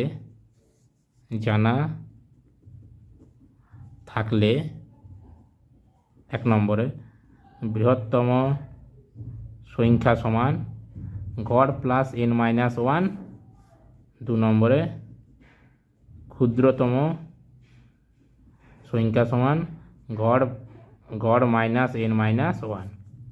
দেখো এখানে যখন পরপর বলছি তার মানে জোড়ও পড়ছে তার মধ্যে বিজোড়ও আছে, তখন তার সূত্র হচ্ছে গড় প্লাস n-1/2 বা গড় মাইনাস n-1/2। এখানে কিন্তু বাই 2 দিচ্ছি না, এখানে পরপর জোড় বা বিজোড়। পরপর জোড় মানে ধরো 2 থেকে শুরু করো, 2, 4, 6, 8 এদের, 2, 4, 6 এদের, বা ধরো 3, 5, 7, 9 এই সংখ্যাগুলো হয় জোড় বা বিজোড়, পরপর জোড় বা বিজোড়, হয় জোড় হবে বিজোড় হবে। তার সূত্র হচ্ছে এটা, বৃহত্তম সংখ্যা বার করার সূত্র হচ্ছে গড় প্লাস n-1 আর গড় মাইনাস n-1। তাহলে তোমরা যদি এখনই বলো যে এই অঙ্কটা তো আমার মাঝের সংখ্যা বার করতে বলেছে, এখানে তো মাঝের সংখ্যার কোনো সূত্র নেই, না মাঝের সংখ্যার সূত্র নেই, কিন্তু আমি প্রথম সংখ্যাটা যদি আমি পেয়ে যাই, ধরো আমি 2 পেয়ে গেলাম, তারপর থেকে তো আমি পরপর সংখ্যাগুলো জানি, সেই জন্যেই এই দুটো সূত্র। তাহলে বলেছে পরপর 5টি জোড় সংখ্যার গড় 10 হলে মাঝের সংখ্যাটি কত। তাহলে প্রথমে তোমরা যেটা করে নেবে, আমি এবার অঙ্কটা করছি, অঙ্কটাতে তাহলে প্রথমে যদি তোমরা কি বলে জোড় সংখ্যার গড় মানে এই সূত্র, তাহলে প্রথমে ছোট সংখ্যাটা বের করে নাও। তাহলে ছোট সংখ্যাটা হলো কি সূত্র, আমি অঙ্কটা করছি, ছোট সংখ্যাটা হলো গড় মাইনাস n-1। তাহলে গড় কত 10 মাইনাস n-1, n মানে কত 5টি, যেটা 5 বলেছে, এই যে 5টি, এই যে 5 বলেছে, এই যে, তাহলে ছোটো সংখ্যাটা আমি বের করে নেবো। তাহলে গড়টা কত 10, আর ছোটো সংখ্যাটা ওই গড় হচ্ছে 10, n-1, n হচ্ছে 5, তাহলে 5 মাইনাস 1, তাহলে 10 মাইনাস 4 মানে কত 6। তাহলে ছোটো সংখ্যাটা যদি 6 হয়, পরপর 5টি জোড় সংখ্যার গড় যদি 10 হলে মাঝের সংখ্যাটি কত, তাহলে পরপর মানে সবচেয়ে ছোটো সংখ্যাটি কত 6, তাহলে 6-এর পরের সংখ্যাটা কত, তাহলে 6-এর পরের সংখ্যাগুলো কত পড়ে, তাহলে অতএব সংখ্যাগুলো কত পড়ে, অতএব সংখ্যাগুলি হলো কত 6। শুরুটা ক্ষুদ্রতম মানে সবচেয়ে ছোটো, তাহলে ছোটো সংখ্যাটা এইটা, তাহলে তার সূত্র হচ্ছে এইটা গড় মাইনাস n-1, সেই জন্যেই তো প্রথম মাঝের সংখ্যাটা বার করবো। তাহলে মাঝের সংখ্যা বার করতে গেলে প্রথম ছোটো সংখ্যা জানতে হবে, তারপর 6, পরপর 5টি সংখ্যা বলেছে 6, তারপরে একটা 8, তারপরে 10, তারপরে 12, তারপরে 14। তাহলে এইখান থেকে তুমি এবার ইজিলি খুব সহজেই বলতে পারবে তাহলে মাঝের সংখ্যা কোনটা 6, 10টা। তাহলে অতএব মাঝের সংখ্যাটি হলো কত 10, কিছুই নেই। তাহলে তোমাকে এই 4টা সূত্রই কিন্তু মনে রাখতে হবে, যখন পরপর কোনো সংখ্যা বলবে তখন তাদের যদি গড় দেওয়া থাকে তাহলে বৃহত্তম সংখ্যা সূত্র যে গড় প্লাস n-1/2, ক্ষুদ্রতম মানে সবচেয়ে ছোটো, বৃহত্তম মানে সবচেয়ে বড়, গড় মাইনাস n-1/2। যদি পরপর জোড় বা বিজোড় সংখ্যার বলে, যে এই অঙ্কটা যেটা ছিল জোড় বা বিজোড়, জোড়ের ক্ষেত্রে ছিল বা বিজোড় হলেও এই সূত্রে পড়ো, তখন কিন্তু আমার এই সূত্র গড় প্লাস n-1, আর ছোটো সংখ্যাটা হচ্ছে ক্ষুদ্রতম সংখ্যাটা হচ্ছে গড় মাইনাস n-1। কিন্তু প্রশ্নে আমাকে বলেছিল কি মাঝের সংখ্যাটা কত, তো অসুবিধা নেই, আগে মাঝের সংখ্যাটা ইজিলি বেরিয়ে যাবে। তাহলে আগে ছোটো সংখ্যাটা কত, এই যে 5টি সংখ্যা বলেছে তার মধ্যে ছোটো সংখ্যাটা কত, ছোটো সংখ্যাটা হলো 6, তাহলে 6-এর পরে বড় সংখ্যাটা হচ্ছে 8, তারপরে 10, তারপরে 12, তারপরে 14, তাহলে মাঝের সংখ্যাটা কত হচ্ছে 10। ক্লিয়ার। নেক্সট অঙ্ক কী আছে, প্রথম 9টি মৌলিক সংখ্যার গড়। তাহলে মৌলিক সংখ্যা কাকে বলে তাকে জানতে হবে, তোমাকে সব জানতে হবে। প্রতিটা অঙ্ক আমি কিন্তু যতটুকু ডিটেলসে করা যায় একদম অ্যাডভান্স করে ততটুকুই আমি করাচ্ছি, যাতে না কোনো অসুবিধা হয়। তাহলে এই যা অঙ্ক আছে সেটা তো আমি করবোই, প্রথমে আমাদের মৌলিক সংখ্যা কি জানবো। তাহলে মৌলিক সংখ্যা তাদেরকে বলে যাদেরকে আমি যদি উৎপাদকে বিশ্লেষণ করি তাহলে এক এবং ওই সংখ্যা ছাড়া আর অন্য কোনো সংখ্যা পাবো না। তাহলে যে সব সংখ্যাকে উৎপাদকে বিশ্লেষণ করলে এক এবং ওই সংখ্যা ছাড়া অন্য কোনো সংখ্যা পাবো না তাদের মৌলিক সংখ্যা বলে। ক্লিয়ার? বা অথবা অন্যভাবে আমি বলতে পারি, অথবা যেসব সংখ্যাকে এক এবং ওই সংখ্যা দ্বারাই ভাগ যায় তাদের মৌলিক সংখ্যা বলে। আমার মনে হয় তোমাদের এইটা বুঝতে সুবিধা হবে, এই পরের কথাটা বুঝতে সুবিধা হবে। কিন্তু দুটোই খুব সহজ, দুটোই বুঝতে পারবে সেটা না, কিন্তু তুলনামূলকভাবে এটা সহজ। এটা কি বলছে, মৌলিক সংখ্যা তাকে বলবো যাকে আমরা এক এবং ওই সংখ্যাটা দিয়ে ভাগ যায়। মানে দুইকে আমরা মৌলিক তখনই বলবো, দুইকে আমি এক দিয়ে তো যে কোনো সংখ্যাকে ভাগ যায়, তাহলে একটা বাদ দাও। আর একটা অপশান কী বলেছি, এক এবং ওই সংখ্যা, এক ওই সংখ্যা মানে দুই, তাহলে যে কোনো সংখ্যাকে ওই সংখ্যা দিয়েই ভাগ যাবে, দুই এককে দুই, আবার এক দিয়েও ভাগ যাবে। অন্য কোনো এই সংখ্যাগুলো বাদ দিয়ে আর অন্য কোনো সংখ্যা দিয়ে ভাগ যাবে না। বোঝা গেল? তাহলে সেটাকে আমরা মৌলিক সংখ্যা বলে। যেমন তিনটা মৌলিক সংখ্যা কী করে, তিনকে আমার তিন দিয়ে ভাগ যাবে আর এক দিয়ে ভাগ যাবে, এই জন্য তিন হচ্ছে মৌলিক। পাঁচকে পাঁচ দিয়ে ভাগ যাবে আর এক দিয়ে ভাগ যাবে, এই জন্য হচ্ছে পাঁচটা মৌলিক। নয়কে আমি কিন্তু মৌলিক বলবো না, কারণ নয়কে নয় দিয়ে ভাগ যাবে, এক দিয়েও ভাগ যাবে, আবার তিন দিয়েও ভাগ যাবে। তাহলে যেহেতু এক এবং নয়, এক এবং ওই সংখ্যা দিয়ে ভাগ যাচ্ছে, সাথে আরও তিন দিয়েও ভাগ যাচ্ছে, এই জন্য নয়কে আমি মৌলিক সংখ্যা বলবো না। মৌলিক সংখ্যা মানে দুটো সংখ্যা দিয়ে ভাগ যাবে। মৌলিক সংখ্যা সেটাকে বলবো যাকে দুটো সংখ্যা দিয়ে ভাগ যাবে। সেই দুটো সংখ্যা কী কী? এক হচ্ছে এক, আর একটা হচ্ছে ওই সংখ্যাটাই। ক্লিয়ার? তাহলে যেসব সংখ্যাকে উৎপাদকে ভাঙলে আমি এক এবং ওই সংখ্যা ছাড়া অন্য কোনো পাবো না তাকে মৌলিক সংখ্যা বলবো, অথবা যেসব সংখ্যাকে এক এবং ওই সংখ্যা দ্বারাই ভাগ যায় সেগুলোকে মৌলিক সংখ্যা বলবো। তাহলে উৎপাদক আকারে বিশ্লেষণ করলে এটাকে আমি বলে দিই একটু। যেমন দুইকে যদি আমি ভাঙি, তাহলে দুই এককে দুই, দুই আর এক পাচ্ছি, মানে ওই সংখ্যাটাই পাচ্ছি আর এক পাচ্ছি। নয়কে যদি আমি ভাঙি, তাহলে তিন দৃক্ষা নয়, একটা আমি তিন আর তিন পাচ্ছি। নয় এককে নয়, তাহলে আমি নয়কে ভাঙলে আমি কী কী পাচ্ছি, নয়কে যদি আমি ভাঙি তাহলে নয় পাই, এক পাই, তিন পাই। নয় এককে নয়, তিন দৃক্ষা নয়, তাহলে এই জন্যে নয়টা আমার কিন্তু মৌলিক নয়। মানে আমি বুঝিয়ে দিলাম মৌলিক আর যৌগের মধ্যে পার্থক্যটা। কিন্তু আমার পাঁচ বটে, পাঁচ মৌলিক, পাঁচ এককে পাঁচ, তাহলে পাঁচকে আমি যদি ভাঙি তাহলে এক আর পাঁচ পাচ্ছি। তাহলে যেসব সংখ্যাকে উৎপাদকে বিশ্লেষণ করলে এক এবং ওই সংখ্যাই পাই, অথবা যেসব সংখ্যাকে এক এবং ওই সংখ্যা দিয়ে ভাগ যায় সেটা হচ্ছে মৌলিক সংখ্যা। তাহলে প্রথম নটি মৌলিক সংখ্যার গড় কী? তাহলে প্রথম নটি মৌলিক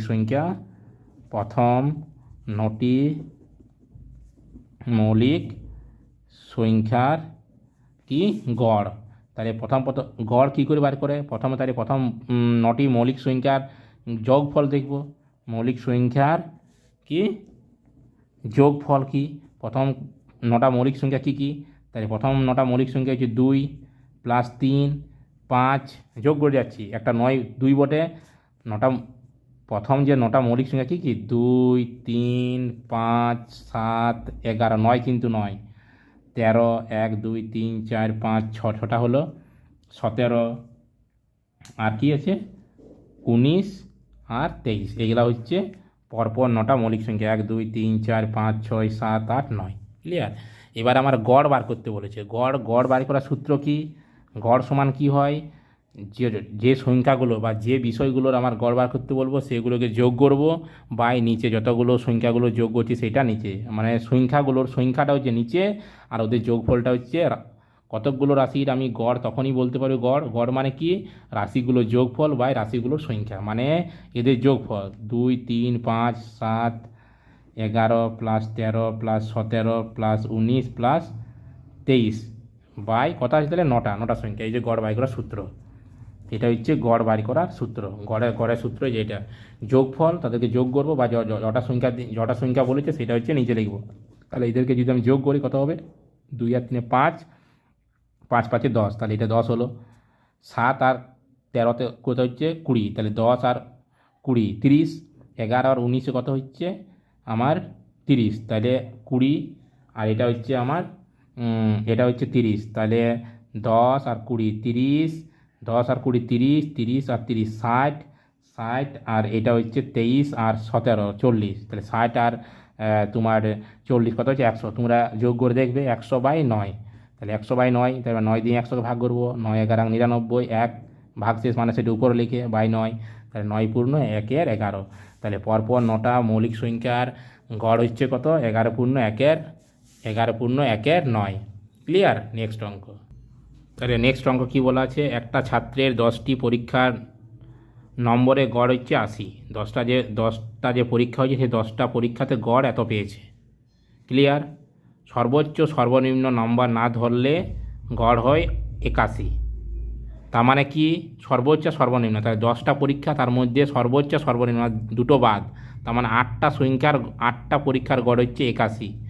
যদি সর্বোচ্চ নম্বর 92 হয় তবে সর্বনিম্ন নম্বর কত? তাহলে প্রথমে কাজ হচ্ছে আমার 10টা পরীক্ষার নম্বরে গড় 80, তাহলে 10টা পরীক্ষার নম্বরের আমার সমষ্টি কত মানে যোগফল কত সেটা বের করে নেব, মোট কত সেটা, এটা যে গড় এভারেজ বলে দিচ্ছি, এত পার্সেন্ট বলে না এভারেজ এত, তাহলে সেটা মোটটা কত, তাহলে গড় থেকে আমরা সমষ্টি কী করে বার করি, গড় সমান কি আমি বললাম সমষ্টি বাই সংখ্যাটা, যতগুলো সংখ্যা, সমষ্টি বাই রাশির সংখ্যা, যতগুলো রাশির সংখ্যা, এখানে রাশির সমষ্টি, রাশিগুলো সমষ্টি বা নম্বরের সমষ্টি বাই নম্বরের সংখ্যা, তাহলে এইখানে কি, তাহলে এটা হচ্ছে মেন সূত্র। তাহলে সেইখান থেকে আমার সমষ্টি বার করার কী সূত্র, সমষ্টি কী করে বার করে, গড়ের সাথে আমার যদি পদ সংখ্যা গুণ করে দেয়, গড় গুণিত পদ সংখ্যা মানে রাশি সংখ্যা বা পদ সংখ্যা রাশি সংখ্যা আমি গুণ করে দিই, তাহলে আমি কিন্তু সমষ্টি পেয়ে যাব। তাহলে আমার গড় কত 80, 80কে 10 দিয়ে গুণ করবো, তাহলে কত হচ্ছে 800। তাহলে আমার ছেলেটা 10টা পরীক্ষায় মোট কত পেয়েছে 800, গড়ের সাথে 10টা যেহেতু পরীক্ষা তাহলে 10 দিয়ে গুণ করবে, তাহলে 800 পেয়েছে। যদি কি বলছে সর্বোচ্চ সর্বনিম্ন নম্বর না ধরা হয় তবে গড় হয় 81, তার মানে এটা হচ্ছে 10টা পরীক্ষার মোট, 10টি পরীক্ষার মোট নম্বর, পরীক্ষার এটা মোট নম্বর, পরীক্ষার মোট নম্বর হচ্ছে 800। 8টি পরীক্ষার মোট নম্বর কত, মোট নম্বর কত, গড় নম্বর আছে কত 81, তাহলে আমি জানি গড়ের সাথে যতগুলো পরীক্ষা সেটা গুণ করলে পদ সংখ্যাটা গুণ করলে কি পেয়ে যায়, মোট পেয়ে যায়। তাহলে মোট নাম্বার 8টা পরীক্ষার মোট নাম্বার কত 8 গুণিত 81, 8 একে 8, 8 8টে 64। ক্লিয়ার? তাহলে 8টা পরীক্ষার মোট নম্বর কত 648। যদি সর্বোচ্চ নম্বর 92 হয়, এখানে সর্বোচ্চ সর্বনিম্ন নাম্বার বাদ দিয়ে মানে বাকি 8টা, তাহলে যদি আমি 9টা, তাহলে সর্বোচ্চ নম্বর যদি যোগ করা হয় তাহলে সর্বোচ্চ নম্বর অর্থাৎ 9টি পরীক্ষা তাহলে হচ্ছে এটা 8টা, তাহলে 9টি পরীক্ষার মোট নম্বর কত হবে, 8টা পরীক্ষা রয়েছে এটা, আর একটা 9 নম্বর পরীক্ষার মানে সর্বোচ্চটা কত 92, সর্বোচ্চ আর সর্বনিম্ন, মোট তো 9টা, সর্বোচ্চটা নেই 9টা, তাহলে 10-এর 0 হাতে রইল 1, 10 14 4 হাতে রইল 1, 740 কত 740। তাহলে 10টা পরীক্ষার মোট নম্বর হচ্ছে 800, 9টা পরীক্ষার মোট নম্বর হচ্ছে 740, তাহলে সর্বনিম্ন নাম্বারটা কত মানে, তাহলে আরেকটা তো এটা হচ্ছে 10টা, এখানে 9টা, তাহলে 10টা থেকে 9টা বাদ দিলে আরেকটা পড়ে থাকে মানে সর্বনিম্ন নম্বরটা, তাহলে সর্বনিম্ন নম্বর হলো 800 থেকে 740 বিয়োগ মানে কত 60। ক্লিয়ার? কিছুই নেই, আমার প্রথমে 10টা পরীক্ষা নম্বরের গড় বলা আছে, তাহলে 10টা পরীক্ষার মোট নম্বর বের করে নেবো, তাহলে গড়ের সাথে 10 গুণ করে দেবো, হয়ে গেল। আবার সর্বোচ্চ সর্বনিম্ন মানে 2টা পরীক্ষা বাদ, 2টা নম্বর বাদ, তার মানে 2টা নম্বর বাদ হলে 8টা নম্বর, তাহলে 8টা নম্বরে গড় 81, তাহলে মোট নম্বর হচ্ছে 81 × 8, তাহলে এত পেয়ে গেলাম। যদি আমি 9 নম্বর একটা 8 নাম্বার যোগ করি, 8টা নাম্বারের সাথে 8টা নাম্বার যোগ করি মানে সর্বোচ্চ নাম্বারটা, তাহলে 9টা নম্বর হয়ে গেল। 9টা নম্বরের মোট নম্বর হচ্ছে 740, তাহলে 10টা নম্বরে রয়েছে 800 আর 9টা নম্বরে রয়েছে 740, তাহলে 700 থেকে 740 বাদ দিলে 60 করে থাকে, সেটাই হচ্ছে সর্বনিম্ন নম্বর। ক্লিয়ার? নেক্সট।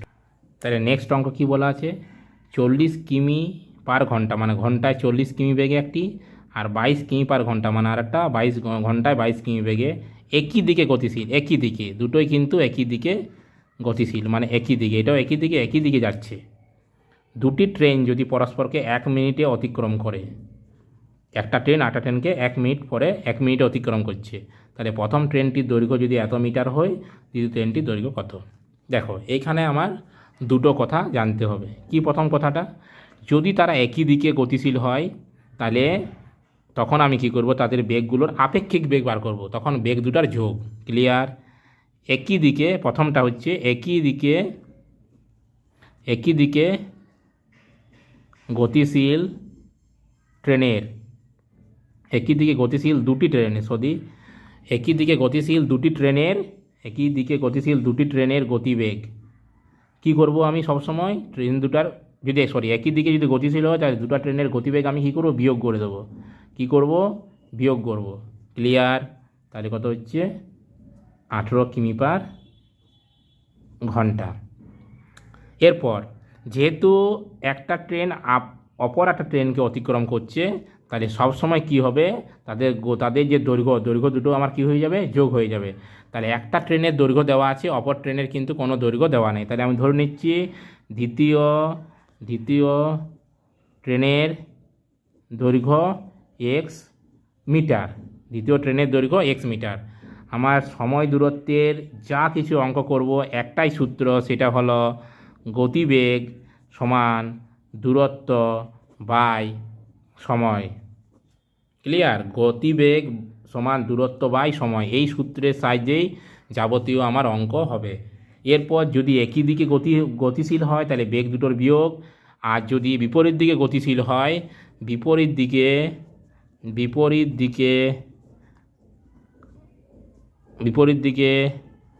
গতিশীল দুটি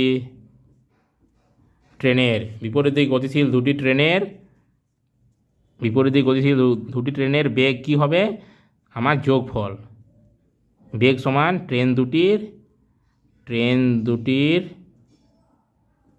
বেগের যোগফল। ক্লিয়ার?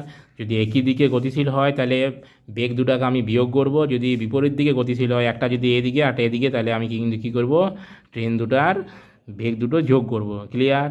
ঠিক একই রকম।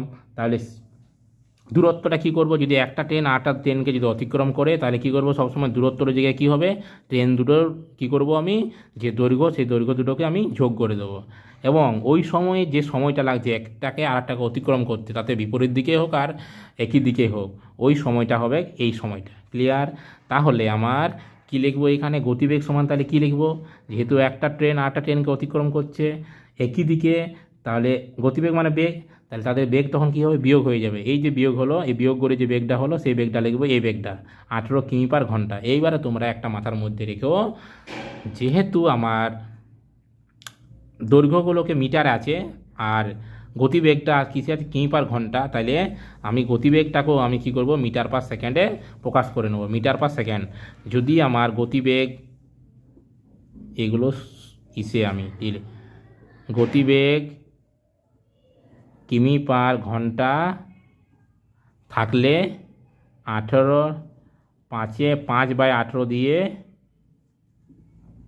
গুণ করে মিটার পার সেকেন্ড করব। ক্লিয়ার?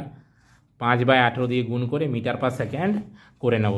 তাহলে আমার গতিবেগে যে গতিবেগ বসালাম সেটা কি, কিমি পার ঘন্টা, তাহলে সেটাকে মিটার পার সেকেন্ডে করে নেব। তাহলে 5/18 দিয়ে গুণ করে নিলাম, তাহলে এটা মিটার পার সেকেন্ড হয়ে গেল। সমান দূরত্ব, যেহেতু একটা ট্রেন আরেকটা ট্রেনকে অতিক্রম করছে, তাহলে দুটা ট্রেনের দৈর্ঘ্যের যোগফল, তাহলে একটা ট্রেনের দৈর্ঘ্য হচ্ছে এক্স, আর একটা ট্রেনের দৈর্ঘ্য হলো 125 মিটার। ক্লিয়ার? এই সময় দূরত্ব সমান, তাহলে গতিবেগ সমান দূরত্ব বাই সময়, তাহলে এই সময়টা অতিক্রম করতে কত সময় লাগছে, এই দূরত্ব অতিক্রম করতে দুটো ট্রেনে কত সময় লাগছে, 1 মিনিট। তাহলে 1 মিনিট মানে কি, 60 সেকেন্ড। ক্লিয়ার? তাহলে এটাও হয়ে গেল মিটার পার সেকেন্ডে, এটাও হয়ে গেল মিটারে, এটা হলো সেকেন্ড। তাহলে সবগুলো একই এককে প্রকাশ হয়ে গেল। তাহলে 18 কাটা যাবে। তাহলে বা 5 সমান, আমি 5/18 কী করে হচ্ছে সেটাও আমি বলে দিচ্ছি।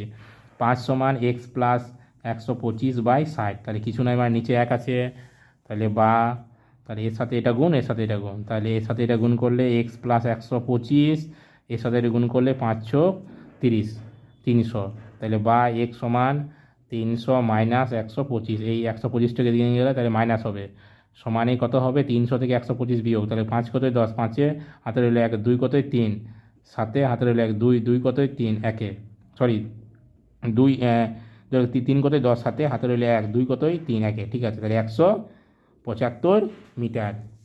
একটা ট্রেনের দৈর্ঘ্য 125 মিটার হলে অপর ট্রেনটার দৈর্ঘ্য কত বলেছি? 175 মিটার। তাহলে আমার সূত্র একটাই, গতিবেগ সমান দূরত্ব বাই সময়। এবার গতিবেগটা কি? যদি এই ধরনের যে কোনো অঙ্ক থাকবে একই সূত্র একটাই হবে। যদি বিপরীত দিকে যদি গতিশীল হয় তাহলে ট্রেন দুটার গতিবেগের যোগফল করব, সেটা লিখবো এখানে। যদি আমার একটা ট্রেন 8টা ট্রেনকে অতিক্রম করে তাহলে কী করবো? ট্রেন দুটার দূরত্বের জায়গায় কী লিখবো? ট্রেন দুটার দৈর্ঘ্যের যোগফল বাই সময়। সময় মানে ওই কোন সময় তারা একটা অপরকে অতিক্রম করছে। এরপরে আমি যে কথাটা বললাম যে 5-এর 18 দিয়ে গুণ কেন করব? কিমি পার ঘন্টা থাকলে তাকে মিটার পার সেকেন্ড করতে গেলে আমি 5-এর 18 দিয়ে গুণ করব। তাহলে কেন করব? তাহলে কিমি পার ঘন্টা, কিমি পার ঘন্টা মানে কিমি বাই ঘন্টা, যেহেতু গতিবেগ দূরত্ব বাই সময়, তাহলে কিমিটাকে আমি কি বললাম? মিটার করলাম। তাহলে 1 কিমি মানে 1000 মিটার, 1 ঘন্টা মানে 3600 সেকেন্ড। তাহলে 2 শূন্য 2 শূন্য সেকেন্ড এলো, তাহলে 10 আর এদিকে 36 করে 2 দিয়ে কাটলে 5 হয়, 2 দিয়ে কাটলে 18 হয়। তাহলে কত হচ্ছে? 5-এর 18। এই জন্যেই কিমি পার ঘন্টা থেকে মিটার পার সেকেন্ডে করতে হলে আমি 5-এর 18 দিয়ে কি করব? গুণ করব। ক্লিয়ার? যদি আমার কিমি পার ঘন্টা থাকে তার সাথে আমি যদি 5-এর 18 গুণ করে দিই তাহলে মিটার পার সেকেন্ডে হয়ে যাবে। ক্লিয়ার? নেক্সট অঙ্ক। তাহলে নেক্সট অঙ্কে কী দেওয়া আছে? একটা বাক্সে 1 টাকা 50 পয়সা আর 25 পয়সার মুদ্রার অনুপাত, মানে যে কয়েন, 1 টাকার কয়েন, 50 পয়সার কয়েন, 25 পয়সার কয়েন, সেই অনুপাতগুলো দেওয়া আছে 1:2:4। তাহলে ওই বাক্সে মোট যে কয়েন আছে সেই কয়েনের অনুপাত এটা, এবং তাহলে কয়েন আছে, কয়েন থাকলে তাদের মূল্য আছে, তাহলে সেই মূল্যটা কত? টোটাল 393 টাকা। তাহলে মুদ্রাগুলি কোন কোন মুদ্রা কতগুলা করে আছে?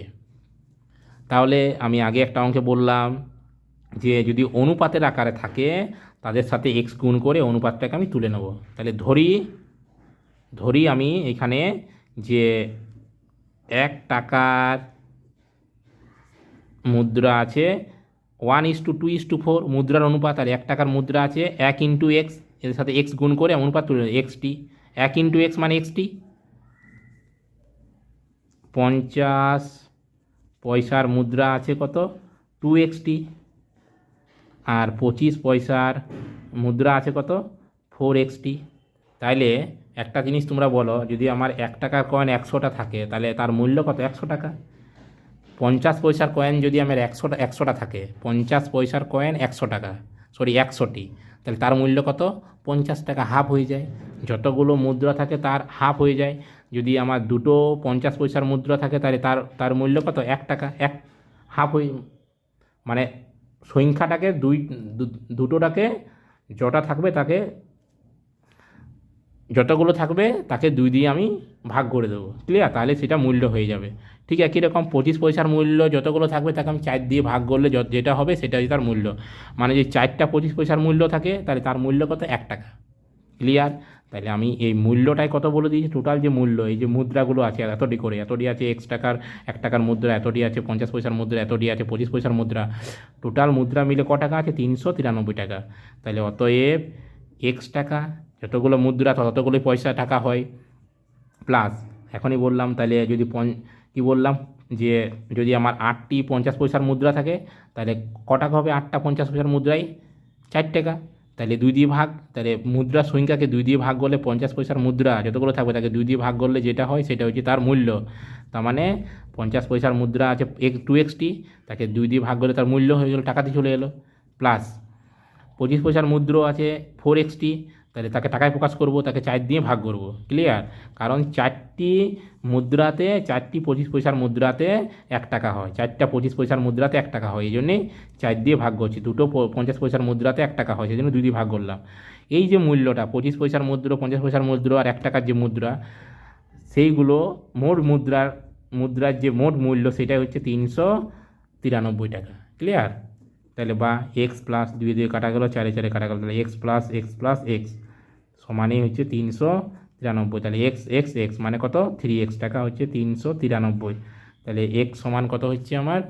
3টে দিয়ে ভাগে চলে যাবে, 393/3, 3 1 3, 3 3 9, 3 1 3, 131। এক্স সমান কত হচ্ছে? 131।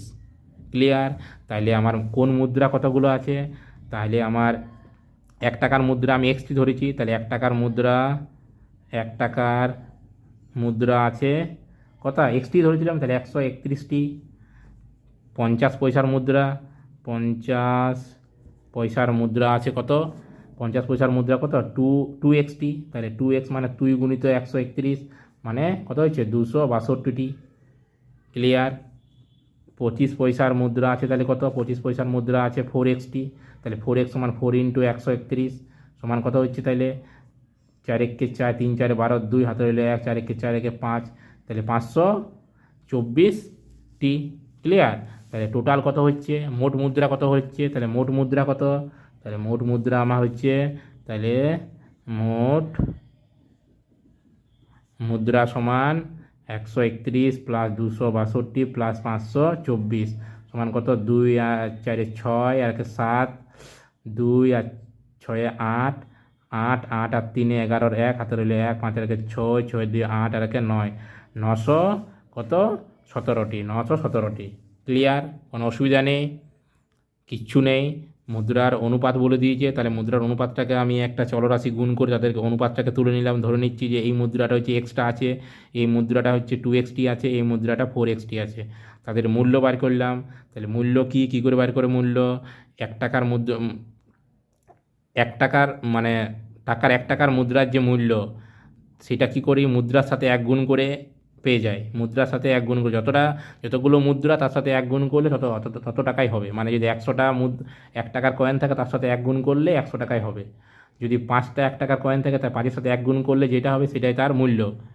ক্লিয়ার? এটা 2 টাকা 50 পয়সার যে মুদ্রা যতগুলো থাকবে তার অর্ধেকটা হচ্ছে তার মূল্য। মানে যদি 25টা যদি 12টা 50 পয়সার কয়েন থাকে তার মূল্য হচ্ছে 12টা 50 পয়সার মূল্য মুদ্রা থাকলে তার মূল্য হচ্ছে 6 টাকা, মানে অর্ধেক।